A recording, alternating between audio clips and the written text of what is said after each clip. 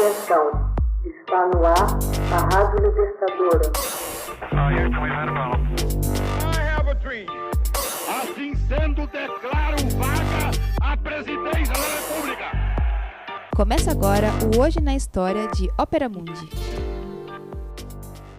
Hoje na História, 8 de novembro de 1960, John Fitzgerald Kennedy é eleito presidente dos Estados Unidos. No dia 8 de novembro de 1960, John Fitzgerald Kennedy tornou-se o mais jovem político a ser eleito presidente dos Estados Unidos. Ele foi vitorioso sobre o então vice-presidente republicano Richard Nixon. Esta eleição presidencial foi a 44ª do país. O presidente em exercício, Dwight Eisenhower, não era elegível por já ter cumprido 2 mandatos. O Partido Republicano indicou então Nixon, enquanto os democratas indicaram o senador de Massachusetts.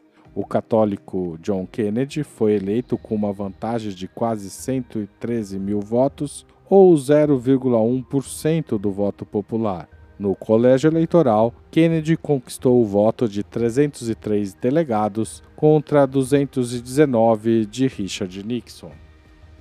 Inúmeros fatores explicam a eleição do presidente democrata. À parte a recessão econômica que desgastou o Partido Republicano, Kennedy tinha a seu favor o registro de 17 milhões de democratas a mais do que os republicanos. Além disso, os votos católicos quase neutralizaram os votos que Nixon ganhou entre os protestantes. A ênfase de Nixon em sua experiência teve pouco peso. Mais além, ele desperdiçou energia a fazer campanha em todos os 50 estados, em vez de se concentrar naqueles mais indecisos. Kennedy contou com seu vice-presidente Lyndon Johnson para conquistar votos no Sul e utilizou a televisão de modo eficaz. A votação foi a mais renhida desde 1916 e a margem de vitória de Kennedy no voto popular, uma das menores da história. A campanha foi acirrada e amargamente disputada.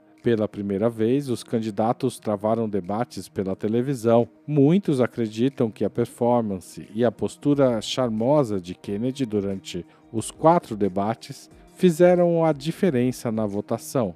Os debates atraíram enorme audiência. Nixon insistiu em permanecer em campanha até poucas horas antes do início do primeiro debate. Não estava completamente recuperado de uma internação hospitalar ocorrida pouco antes. Parecia pálido, doentio, abaixo do peso e cansado. Recusou-se a se arrumar muito, deixando a barba por fazer. Kennedy, ao contrário, descansado e preparado, apareceu confiante, relaxado e bem arrumado.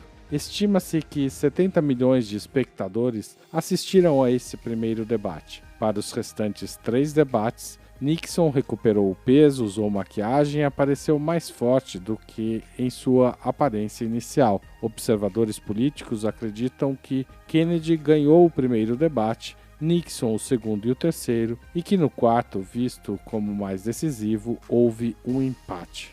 Questões econômicas, sociais e políticas internas e externas, porém, desempenharam também um papel importante. A política externa, por exemplo, foi um pomo da discórdia entre Kennedy e Nixon. O republicano explorou cada oportunidade para qualificar o adversário como alguém jovem e inexperiente, incapaz de lidar com as complicadas responsabilidades da diplomacia norte-americana num período de Guerra Fria. Nixon defendeu os 8 anos do governo republicano, argumentando que o poderio soviético havia sido contido e que a influência norte-americana havia se amplificado. Kennedy respondeu retratando a política externa sob Eisenhower como estagnada e reacionária.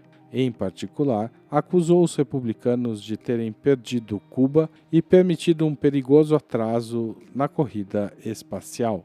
Kennedy prometeu reforçar a política externa, ligando-a a uma resposta flexível às situações mutantes, explorando opções ignoradas pela paralisante e conservadora administração Eisenhower. Kennedy não teve de esperar muito para enfrentar questões desafiadoras. Durante os primeiros meses da presidência, parecia que as críticas de Nixon tinham alguma procedência. Kennedy parecia ter sido suplantado pelos acontecimentos. Em primeiro lugar, pelo catastrófico fracasso da invasão de Cuba pela Praia Giron, a Baía dos Porcos. Kennedy também enfrentou um furioso Khrushchev durante uma reunião de cúpula na Europa e finalmente foi surpreendido pela construção do Muro de Berlim.